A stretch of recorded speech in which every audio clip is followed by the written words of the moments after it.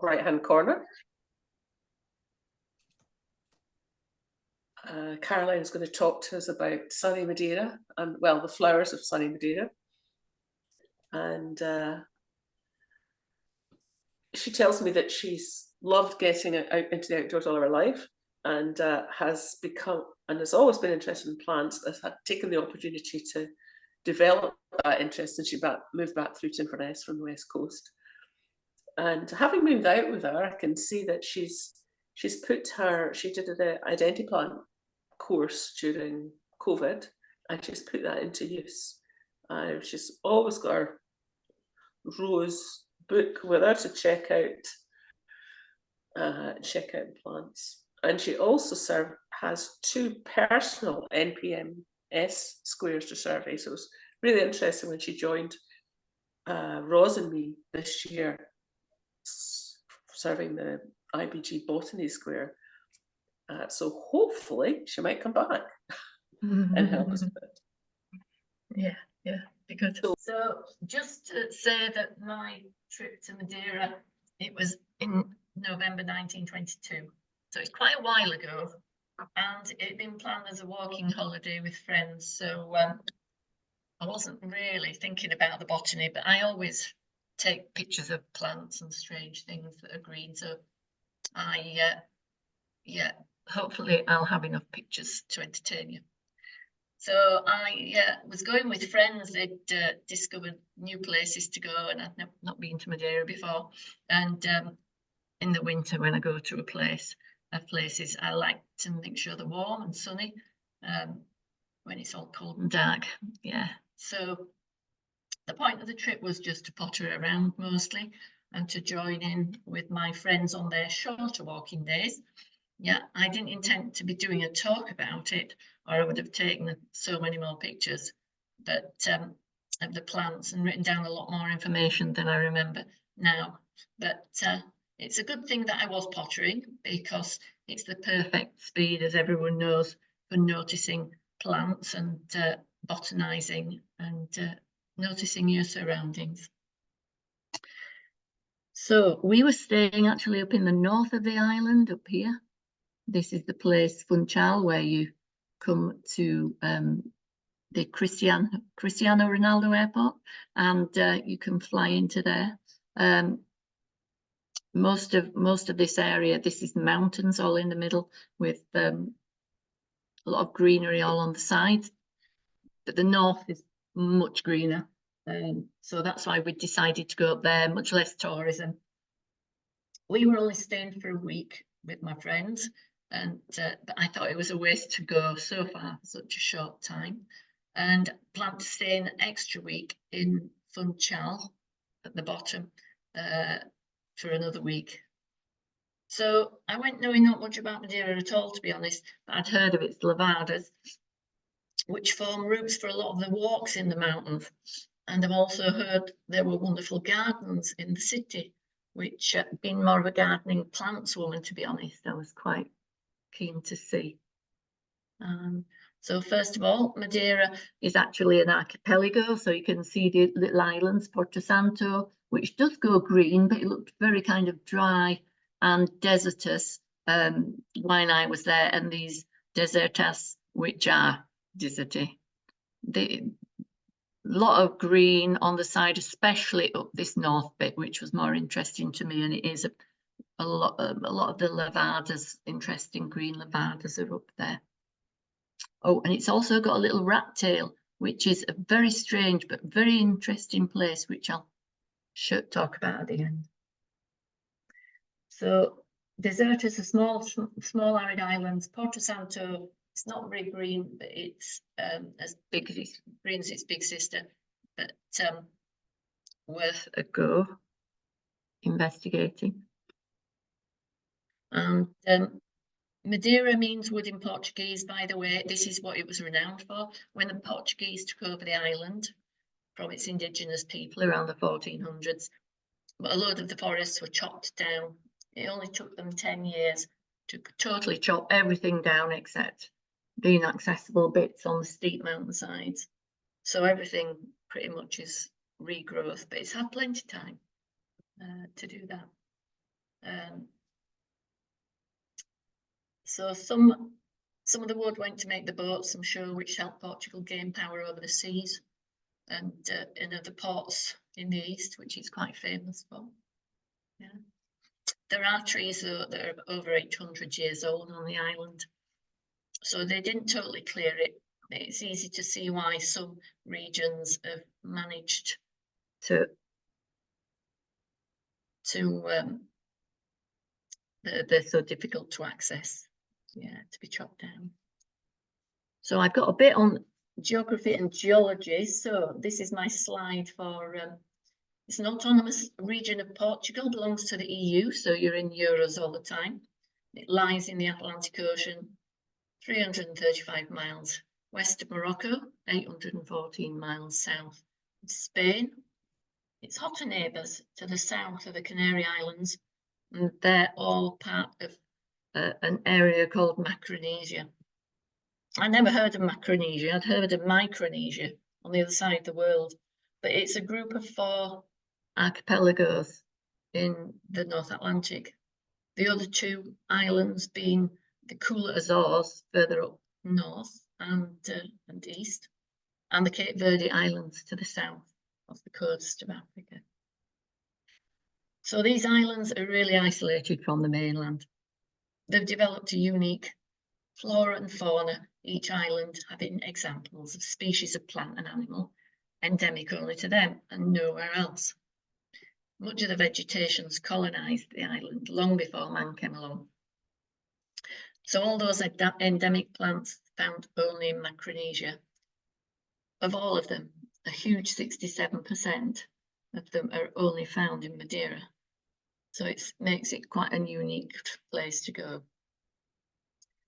And also its geology, which is rather different to what we used to at home, because all these islands have been formed by volcanism.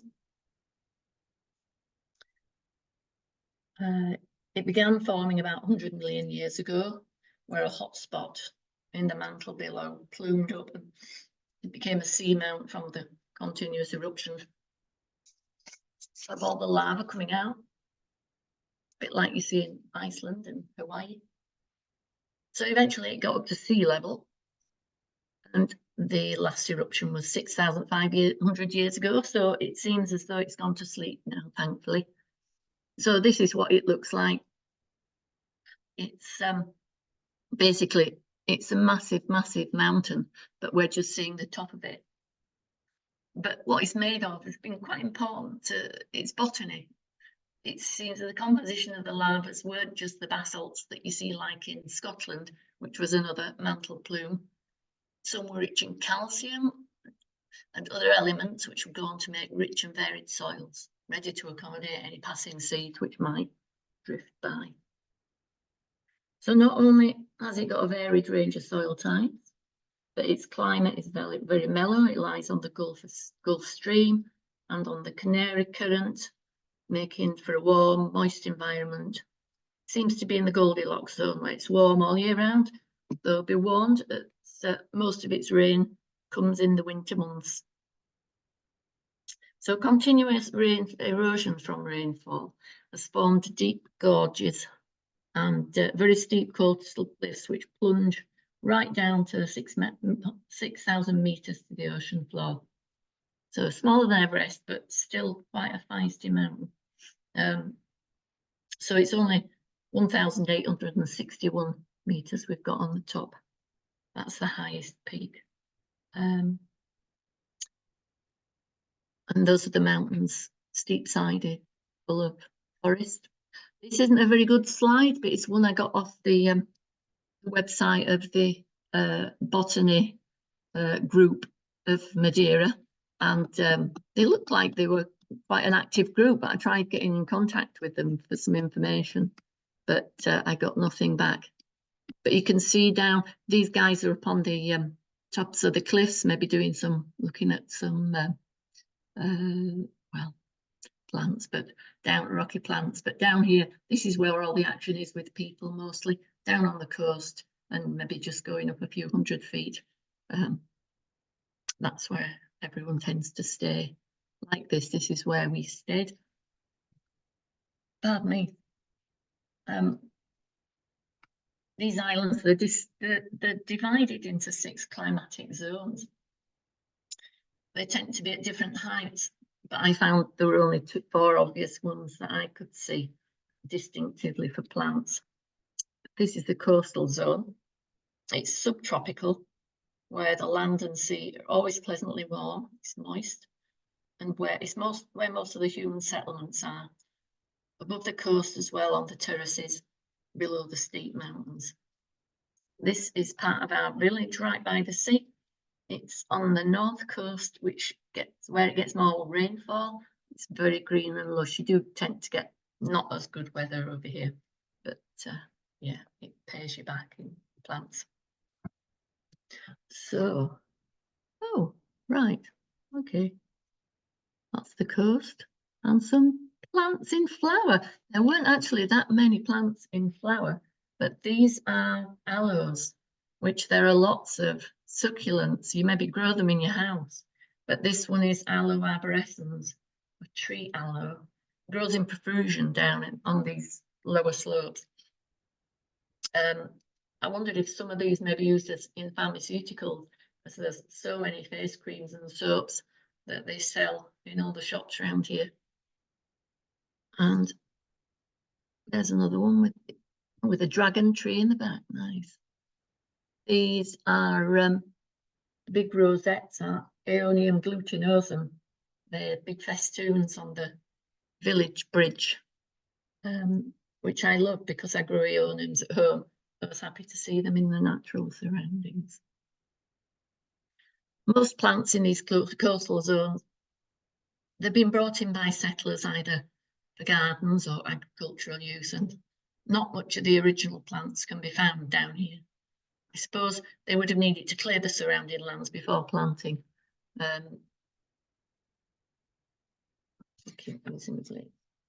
Before planting and building. So it's now only the higher, steeper zones where man can't cultivate that the endemic things can be found. There's a lot of this stuff around, which will be on the next one, yeah. So this shows elephant grass in a bit more detail. It just kind of takes over a lot of the lower slopes. Arundodonax. It's originally from the Middle East, but so many things from here have come from all over the world and settled with people. And this is lovely. I imagine someone's obviously planted it because it's from Norfolk Island. It's the Norfolk Island pine, and it's almost directly on the other side of the world, Norfolk Island, between New Zealand and New Caledonia, a tiny little island, and this tree is only limited to that place. So got dragon trees too, which are endemic to the Canaries, and yeah, Dracena Draco. This is a low growing one. Okay, and Strelitzia. I think this is the national tree of Madeira, actually, plant of Madeira. Bird of paradise plant. It's been planted in lots of gardens. I think it's just escaped. It's up on the Levadas with no problem. And it's nearly Christmas, so the poinsettias are out. They grow as large shrubs though here, and they look quite stunning this time of year. Higher up the coast, the land's terraced into small units called quinta. They grow veg and fruit, but none were in flower at this time of year. They were just fruit trees which had some little yellow fruits that I'd not seen before. We ate them and they were quite pleasant, and we found they were called churiguavas. They're just like grapes, but they're quite pleasant to eat. And there's sugar cane, lots of sugar cane, and bananas which grew in white fields. There's a little Levada down below, and sugarcane used in the production of their favourite drink, poncha. It's not what you'd think. It's made with rum and a fruit juice mixer. And there's an old rum distilleries over the island, across the island. You would expect them to drink Madeira, but they just leave that to the tourists. So my first exploratory walk, we were kind of staying down here by this bay with lots of surfing going on, and wandered up here through all this tree up onto the top. It's called the Hill of the Eagles, and quite steep, so I wasn't too sure if I could manage it. Started up the small roads and walked the steep path through the scattered quintaran houses. And the open fields and terraces were often filled with these 3-lobed leaves plants. It's like a twining plant. It's a sweet potato, and they've got quite a few colours of them over there, white and yellow and purple. But they're an actual convolvulus plant, from the bindweed family, and not potato at all. And they have quite a few of these at the moment, massive leaves, which dwarf you. These are taro, Colocasia esculenta. It has a massive edible root, and it's supposed to be one of the earliest cultivated plants in the world. It's a Maori word, is taro, so it comes from those regions. And on my way up, this chap was sitting in the gutter. Its friends were still attached to the vines, escaping over the high fence surrounding the farmhouse, so I took it home to try and eat it. I'd seen them in the markets in Mexico, and so I knew they're edible, but it didn't taste very much at all, so I just wouldn't bother with those. It's called a chayote, by the way. It's just got a very strange shape, and it's type of gourd. So I reached kind of the shoulder of the hill and entered the woodland, and eventually got to the top of this place, top of the hill. There were lots of large papery bulbs on the forest floor. They might have been squill of some kind. I've seen them recently in Greece, but there was nothing there when I was there in November. So I was surprised to find these trees, eucalyptus, growing right at the top, because they're from Australia. And I thought, that's kind of not what we'd expect. You can see, though, there are these other evergreen trees. And this is, what's this called? Acacia trees. Yeah, these are little acacias, fronds, but there's massive trees all at the top. And I realise there's lots of these two species. They become rampant invaders on the island. It was clear they couldn't thrive on the steeper slopes below that I'd walked through. It's only on the flatter ground, so the summit of the hill, it was covered with them, with a few wispy laurels, and it's a big problem for Madeira. They can outcompete the indigenous plants in this lush, warm habitat. And that's the view from the top of the hill, which was very pleasant when you could see one. And the next zone is the Mediterranean zone, which is kind of up above this agricultural area. And it's where the laurisilva forest is. Now, this is a picture of one of the laurisilva trees. I don't know which one, but they all basically look like this and have evergreen leaves that get covered in this black stuff, which is a bit not very pleasant. But they just form a massive jungle. And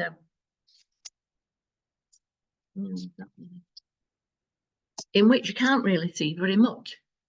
So but it is the most exciting place for botanists, because there is remnants of an ancient woodland. This woodland covered the island long before humans moved in. The laurisilva forest runs from 750 meters right up to 1300 meters near the tops of the mountains. It's a broad band all the way along the north of the island, and it's a designated UNESCO World Heritage Site because of its biodiversity. It provides a wealth of ecological niches, complex food webs, and examples of coevolution of species, which I only was dipping into a little bit of that as I was doing research for this talk. there's so much to learn about this place. It's quite amazing. So it's a protected area. No one's allowed to live in this band permanently. So the remnants of the forest, it once used to cover much of North Africa and Mediterranean as well, but that all seemed to die away about 15 million years ago, and they think it was most likely due to the ice age, and it's only in the Azores and the Canary Islands and on Madeira that there are some little pockets left. This is what the leaves look like. So they're a bit different from the laurels you grow in the garden. Yeah. So, and I just want to mention that the plants that live in this zone need the atmospheric moisture to be constantly over 85%. And you can see this in action as a cloud cap, which regularly covers the top of the island, which is, well, it's not going on that much.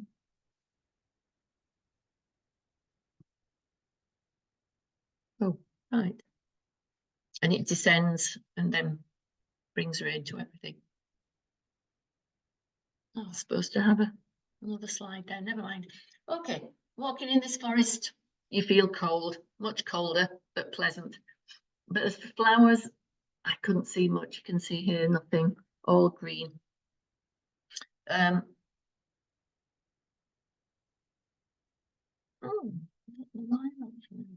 okay, right, ferns. There are lots of ferns though.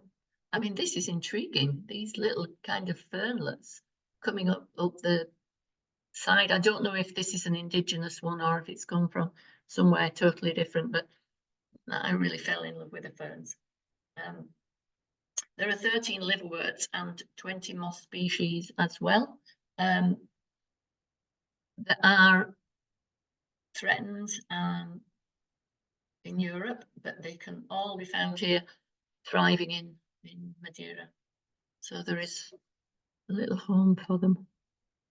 Again, no chance deciding what they are, even on my plant app.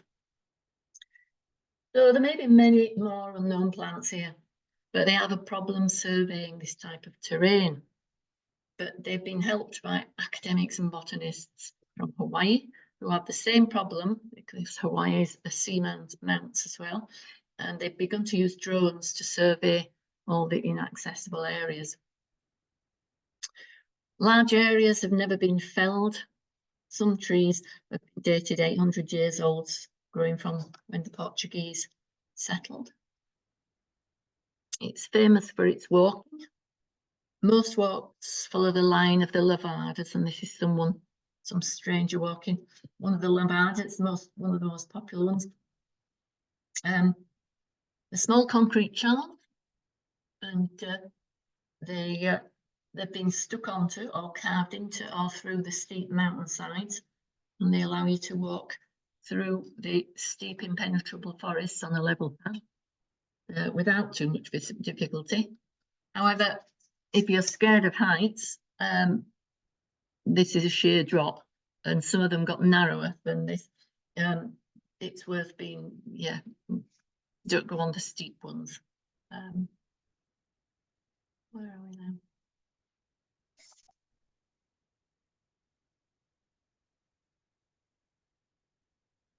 So this is one of the places where everyone turns up. I'm just trying to see what they call this. I've forgotten one.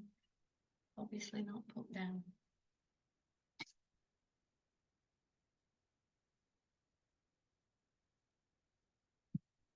Oh, here we go.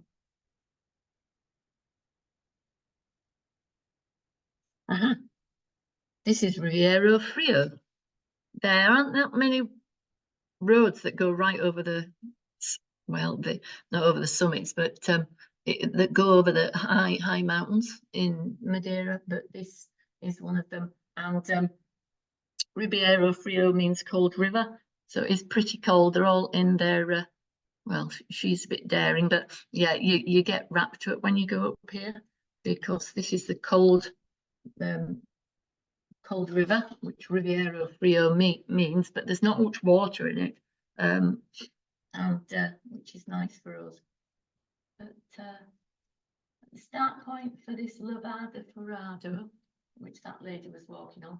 You do get stunning views, as well as it's a perfect place to botanise at the right time of year. It allows us to walk at an easy pace. It follows gently descending watercourse through the forest. Now, this Lorry silver forest is comprised of 4 dominant tree species, all of which are members of the laurel family. All but one are endemic to Micronesia, but the Madeiran forest is characterised by having this very pretty lily of the valley tree called Clethra arborica. So nice when it comes out in flower. The other trees are a bit boring, and like this, there are about 3 other different types, but they don't flower, sadly. Everywhere they seem to be impressive shrubby sound thistles, Sonchus fruticosa. I really like this plant. It's an endemic species and it's big. A lot of them form these big rosettes of big leaves, and I imagine if it got a big yellow sound thistle on it, it'd be big as well. Yeah, there it is in a garden. I'll tell you about that later. Growing basically to as high as your head. I like sound thistles, and they make me feel at home. I have them in my garden, and although I class them as weeds, I like them. There's other rarities. This is the rare Madeiran laurel pigeon. I saw lots of pigeons, but I didn't see any of these, sadly. But these next plants are the quite important ones. Now, I wish I'd known about them before I went, to be honest, because Madeira has 2 endemic genus of plants, not just species and subspecies. There's nowhere else these are found. Well, they are now, actually, because I realised when I went looking for pictures of them, there's lots of people plant them in their garden now, and they're quite sought after. So this is Chamemeles corosea, not Chinomiles, Chamemeles. It's a member of the rose family, and I think it's quite a big shrub. So it does flower and it does look pretty. It looks a bit, and the other ones are, this is another big job, which is Muschia or Muschia wolstonii. This would be very nice to discover if you were going for a walk in the woods. And then there's, this is not a very good picture, but it's one of the only ones I could find. This is Muschia isambertoi. That's quite tall too. And this is more prostrate. This is Muschia aurea, and they're all from the Campanulaceae family. Yeah, they're very nice. And this is one that I'd have really liked to see. Foxgloves. I think, well, I love foxgloves at home, but this one's particularly beautiful. And you can buy seed for it, but I mean, would it grow in Scotland? So I want to just explain to anyone who's not too sure about, when I say endemic, it doesn't mean they don't grow anywhere else. All these Muschia plants are so rare, they're for sale on the internet, and there are pictures of gardeners standing proudly by their exotic babies waiting for them to flower. So this is less exclusive. This is Madeira's foxglove, Isoplexis septrum. And it's my screensaver. You can see a little bit actually of the heather at the back, some kind of tree heather. Heather Erica madeirensis, most likely. And this is Euphorbia mellifera. You do see this actually in people's gardens down south, but nowhere as big as that. You can see the heathers and the laurisilva behind. Yeah, I'd like to grow this in my garden, but it's much too cold. So, Echium candicans. Now, this you can see the basal rosettes in November, but this is what I'd have seen if I'd have gone later. Have you seen one of these, Stephen? No, have you? Wow, lovely. Okay, so you got to We go a some, bit late. Sorry. we've been in July a couple of times when you can see all sorts of things. So this is when they come out in July. From memory, we were a bit late, really, but they were still showing. Yeah. Right. So late spring, early summer. Yeah. Yeah, I think that's maybe a better time to go. So Euphorbia mellifera. So, oh, that was Echium andicans. But this is about, oh hell, heck, just hold on. Before we go off the Echiums, the Echium was Pride of Madeira. It's there's an interesting fact about the Echiums on the island. There are about 37 of them, 37 endemic species. And when they were DNA coded to assess their evolutionary development, they found they were from a single colonization event, which was 20 million years ago. So they have been in isolation for 20 million years. So it's quite impressive. And so the moisture up here, so moist, most surfaces are just covered by mosses, ferns, liverworts. And the only fern I could recognise was the maidenhair fern, which is here. If anyone recognises, these are just amazing. They just come off at weird angles. The little fingers of moss, or I don't know what it is. But yeah, it's doing really well on all the cliff faces. You can see the lavada there where we just walked past. You see it everywhere, which is very nice. Yeah, there's such great potential for botanizing in this zone. Just walking through it and letting the green cloaca leaves wash over you as you walk through, it's just exhilarating in itself, I found. So this now is the next higher zone. It's where the laurels give way to a new vista. It's the region just below the summit. Oh, well, actually, this is on one of the summits. Where are we? But we're going to be walking down through all the new different types of plants. So it's above 1,000 meters, so pretty cold. I went up there on a bus from Funchal. It stops right at the top near Pico Arriero, which is quite high, 1,800 meters. It's the beginning of a very popular path which winds its way along the summit ridges up to the highest point, Pico Rivo. And my friends had done it the previous week. It said it was quite tame, but it goes all this stuff, which is fine if you're fit enough, but not for me. No, but it's really good views. We went up for the rising sun, so it's only just come up and it's only just burning off all the clag. Yeah. So I made friends with a woman while I was down in Funchal. She was from Edinburgh, which was nice to have another Scot there. She was a medical herbalist, so definitely had an interest in plants.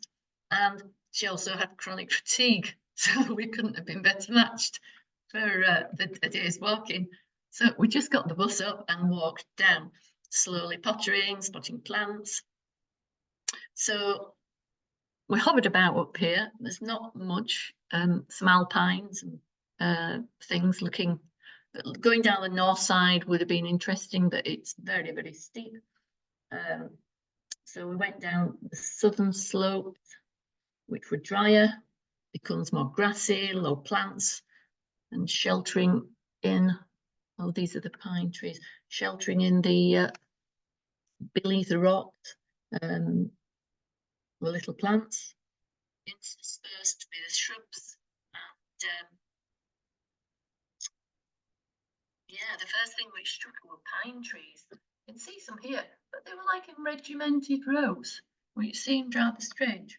But maybe they're trying to do a bit of forest replanting.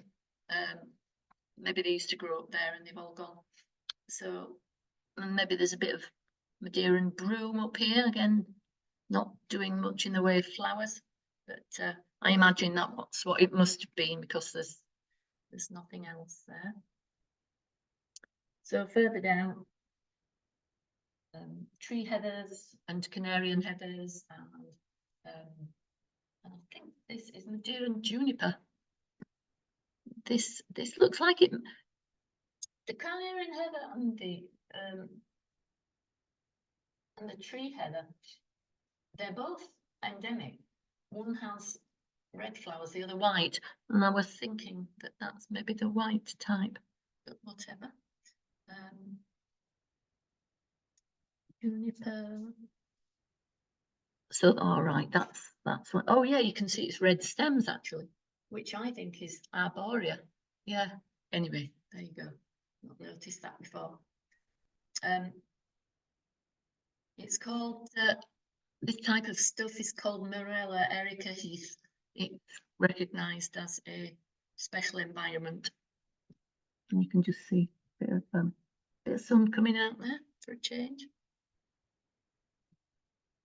So no flowers, but the old dry flowers of a little carline thistle, Calina salsifolia. But the echium definitely wasn't coming out today. It's hunkering down.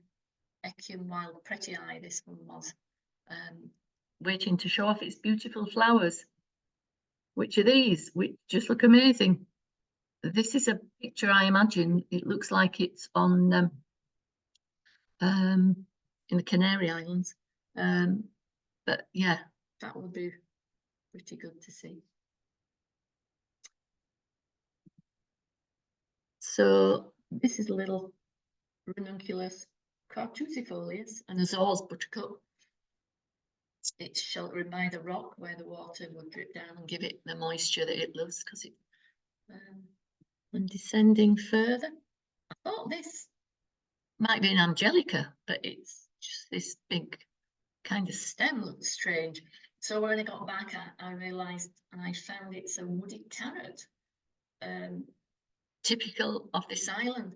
There are 4 types of woody carrot. If I'd have realised then, I'd have looked for more, with a different type, different length of woody stem. This is the big long one, Daucus decipiens. And we walked all down the way through this kind of moorland and hit the tree line, and then descended back down into the Funchal, which is the capital. Staying in Funchal is quite useful. There's quite a lot of things to see. It's got numerous gardens on the sunny slopes above the town.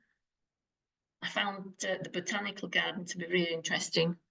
They've got a mock-up of a little hut, like one they'd use in the quintas and the farms of yesteryear. Yeah, before concrete came along. It's really interesting. They had whole collections of exotic plants, none that I've reproduced here, sadly. So yeah, and it showed them well together, so you could see the differences. I did take this though, because I was quite amazed. I thought they were cultivating oh crikey, the name's gone. Wait a minute, it's in here. What do they call it? It's not Impatiens balsamea. Himalayan balsam, that's it. It looked like Himalayan balsam, but it's a slightly different species, subspecies of Himalayan balsam, which it had gone crazy. And this is a Madeiran geranium, which sadly I didn't get. It's got beautiful in-cut leaves, and this is just a massive kind of radiating pole of leaves. It grows so big. Sorry, I don't have a better picture.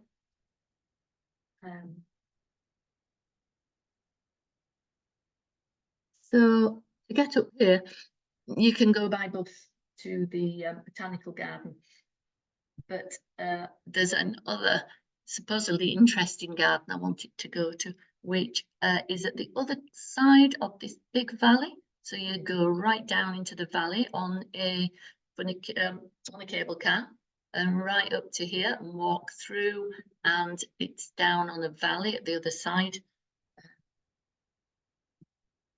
called the Monte Palace Madeira Tropical Garden. And let me just find out where I am here. It has significant plants representing all of Madeira, but I must admit, I didn't find the plants that exciting. More of a place of whimsy, like you got big kind of hard gardening like this, which is amazing, but not great for botany. But I mean, all along here will be most likely all those mosses and ferns that one would have seen in the Laurisylva forest. It's a place also where you can go down in a basket weave sledge. I never did that though, but yeah.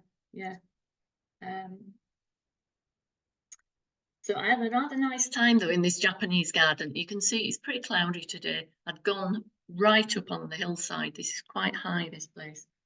And I got to the bottom of the garden with this lovely Japanese garden, loads of beautiful plants.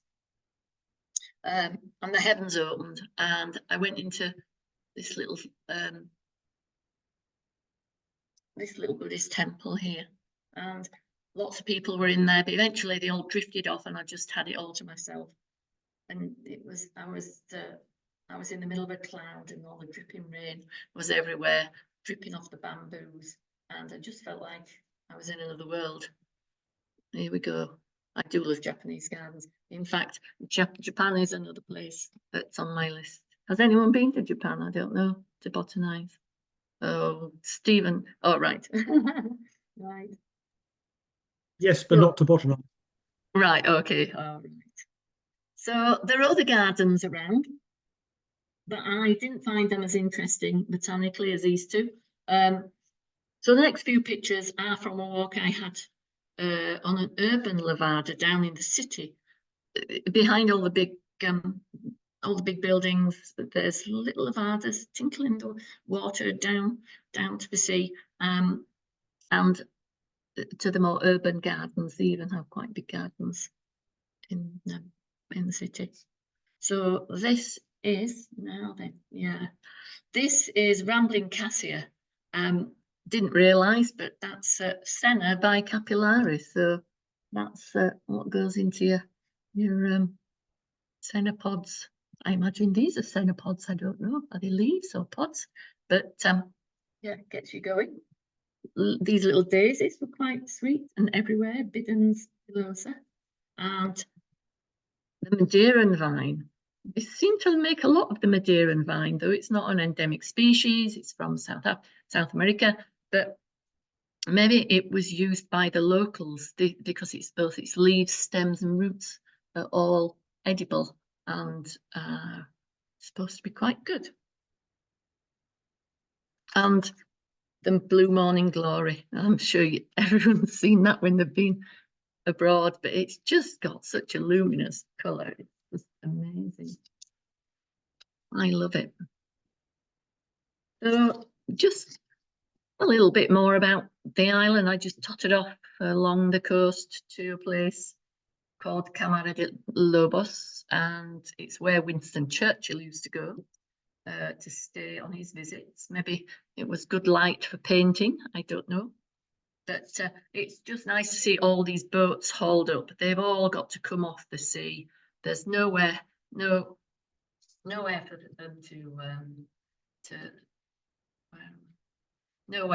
them to moor up because there's no harbour. The sides of the island goes just straight down. Yeah. But what there is around here was lots of agaves on the sides of the road.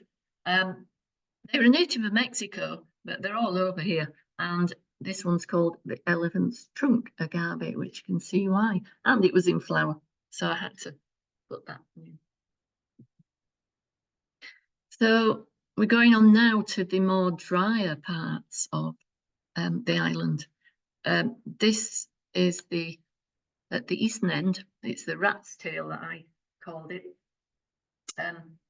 Its proper name is, what's its proper name? Ponta di São Lourenço. It's beautiful. You can see all the layers of rock. and a little hole up there. But it seems very barren at first. Actually, it's November, the rains haven't greened it up, but it does have interesting xerophytes and alpines to discover, I am told. And you can have a walk right along to the end. I didn't, but my friends did. Yeah, and they said it was cool. So there is Porto Santo, you can get across to the other island, which is, I imagine, similar to this. Maybe Stephen will be able to tell you more about it. But that's another short ferry journey away, somewhere to go next time I go. It's also quite cheap, so might be a good place to stay. And if you do visit, I must show you this. This is scabbard fish, and it takes your breath away when you see it at the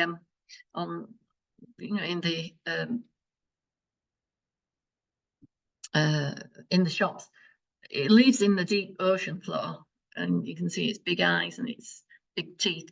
So there's no light down there, but it's delicious, and they cook it with cooked banana, and it's called espada. And but they have lots of nice Portuguese dishes there, especially when you're not in the touristy bits. So yeah, and these are just little vignettes of the Funchal. That's high up on the sides of the mountain, the shed, and there's some great little places. This was from a museum actually that I went to in Funchal, and it's all about the botany of Madeira, and these are the different zones and the different plants, but that was much too complicated to explain in a talk like that. Yeah, and this is just looking down from the tops of the mountains, looking southwards. I just wanted to mention, it's quite interesting, I think, the history as well. There's a guy called Reverend Richard Thomas Lowe. He was a chaplain of Madeira in the 1800s, and he was a mad collector, identifying 300 new plant species there, 8 new genera. He also contributed to Darwin's theories. He was on first name terms with all the big plant collectors, and all his specimens are in Kew. I was getting excited because I was going to London. I thought this exhibition of his was down in Kew, but it was in 2015, so that was a shame. Yeah. So that's where we stayed. And that's just another little bit of a lavada. A few more pictures at the end. And that's goodbye from Madeira until we go next time. Oh, and there's another. Yes, I think that's the last one. Yeah. So can I escape from that? Stop share. Okay, I don't know how long I've been. Not too long. No, it's about an hour, isn't it? Yeah. I was just curious, Caroline, whether you ate the chayote raw. No, you boil it. And you'll Yeah, actually, well, have you eaten them before? No, you've obviously. in Australia, they used to eat it a lot Oh my. because it was a very cheap way of padding out a meal. And you'd have it Yeah. as a main meal with other veggies with butter and pepper, or you'd cook it and have it, make it into, with apple pie or something. Oh, you're joking? Because it's just got no taste. It'll just like. No, but if you have the apple with it, we Yeah. used to joke maybe that's how they made McDonald's apple turnovers, Oh God, yeah.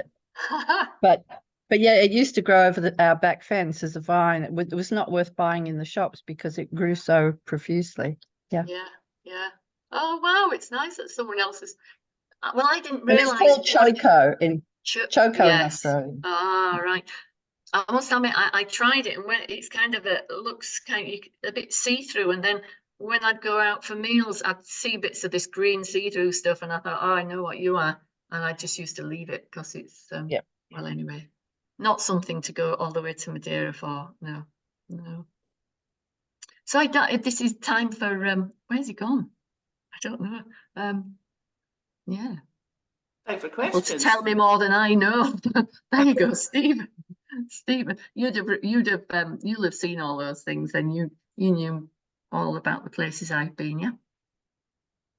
Pretty much, yes. The north coast where you stayed is obviously a lot wetter. Yeah. It's where all the rain comes down that feeds the levadas, basically. Yes. And that irrigates the south of the island, Mm. which is where we spent more time. But Uh-huh. it's an extraordinary place. You can go from subtropical straight up into subarctic, really. You know, or tundra, Absolutely. really. Yeah, Yeah. indeed. Yeah. I must admit, I'd go to the North Island, the north-south part of the island again, but I'd go to Santana, which is next door to where we did Porto de, I've forgotten where it was actually, but Santana, you can kind of get up to the hills easier by taxi. Yeah, it's a nicer place. Yeah. Anyone else been there? Sorry? I said I was there about 20 years ago with my mother, and we just were there to see the cultivated gardens, the botanic gardens and things. But and because I was with her, I had no opportunity to explore myself, and so it's wonderful for me to see what the rest of Madeira looked like, and to see some of the plants because I saw them in the botanic gardens, to see some of the plants in the wild.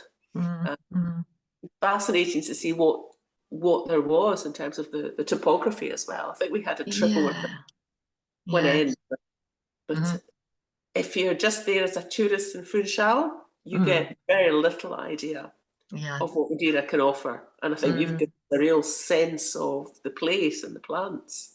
Yeah, well, only a little bit, because, like, I say I couldn't do that much walking, but there's always something to see. That's why I mean, my main reason for going was the gardens, because I'm a big gardener.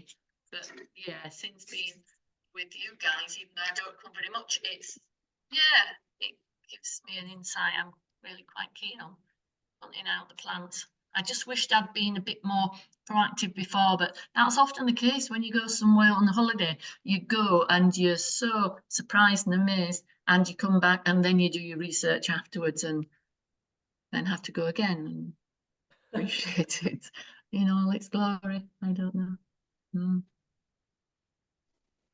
Has anyone got any questions?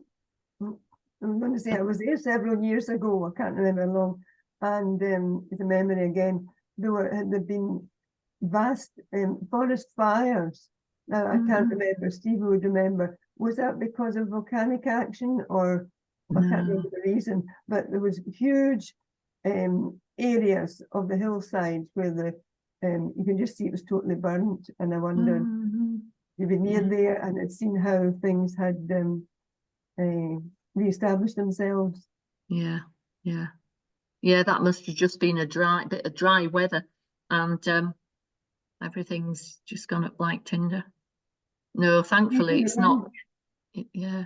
Can you remember that, Stephen? Were you? Well, yes, but also there were enormous floods a few years ago. I mean, it literally came straight down to Funchal and took out a great chunk of the city. But that's all been put back straight again since, but it was devastation for a year or two. Yeah. I saw some videos of that in the castle, showing them. It's quite spectacular, cars going down the road in the river. Yeah, extremes. One wonders how it's going to manage with global warming and everything, if things are going to be changing. Who knows? Yeah. At least they've got some height in terms of sea level rise. That's right. They aren't going to be flooded by the sea, are they? Yeah. Just maybe losing all the agricultural ground, though, if it's all around the coast, if the sea goes up. Maybe. Or maybe we'll all be wanting to move there because it's the only place that actually has agricultural land that's not either flooded or totally tindered dry, Who knows? Yeah. Anyway, you've made me very impatient. It's about 4 weeks till I get there. Oh, how lovely. Oh, that's great. Oh, nice. Well, I was looking forward to it, but now I can't wait. Have you got plans on anything, anywhere you're particularly going or doing? No, we just sort of chill out and do what we feel like on the day. Can I ask, have you been to Porto Santo? Porto Santo? Yes. Oh no, sorry, I've never been to Porto Santo. We keep saying we will, and we never have, but it's apparently very dry and sandy. Right. Because it did look as though it was green actually on one of, I went on Google Earth and I don't know when it was, I don't know. It was taking that picture of Porto Santo, but it looked a bit green, yeah. And it says there's lots of, like you say, xerophytes and alpines and things. So, Right. yeah, it is supposed to be reasonable. So anyway, that's on We my. have been to the Isla Desertas.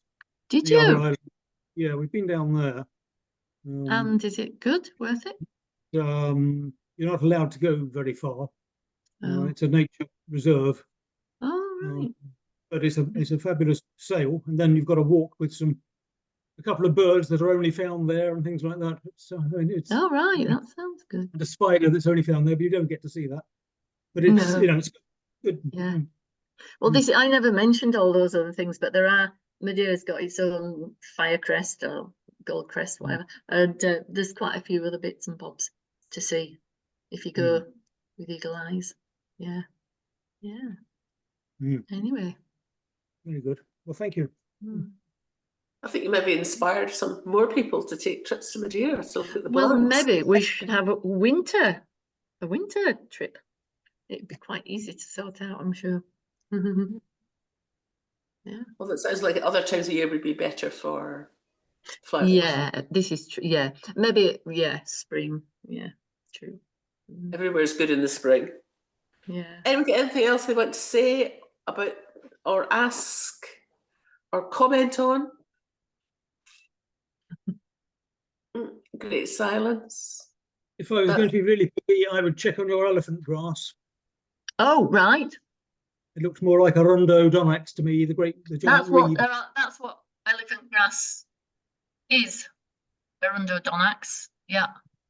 It's not what I call elephant grass, so that's Oh, fine. right. Yeah. When I went in, I must admit, elephant grass is what maybe they call it in India. Yeah. Right. But then again, yeah, about back in Nepal, I'm not right sure. Maybe a disreputable site I went on, but there you go. Yeah. I only diagnosed it, spotted it, when I got home. And so, but Arundo Donax, what would do you know a normal name for that? Giant reed. Giant reed. There you go. It's very closely related to Phalaris arundinacea. Yeah. Reed. Yeah. Must admit, elephant grass tends to grow in the water too. Yeah. So, but anyway. What I think of as elephant grass is miscanthus or something like that. Oh right, no, it's not one of those. It's definitely Arundo Donax. Yeah, definitely. Yeah. I mean, No, it's not. common name for England, Yeah. I'll have to spot that. Yeah. See Is that not a good illustration of why we're meant to learn the Latin names for things and use them? So that we're This all is sort of the same thing. Shamed. We're shamed. I did have the proper names, but actually I kept losing my place and I couldn't I had this all ready to stick under it, but it just didn't. My first time, I don't know how to do it better, but there you go. It's yeah.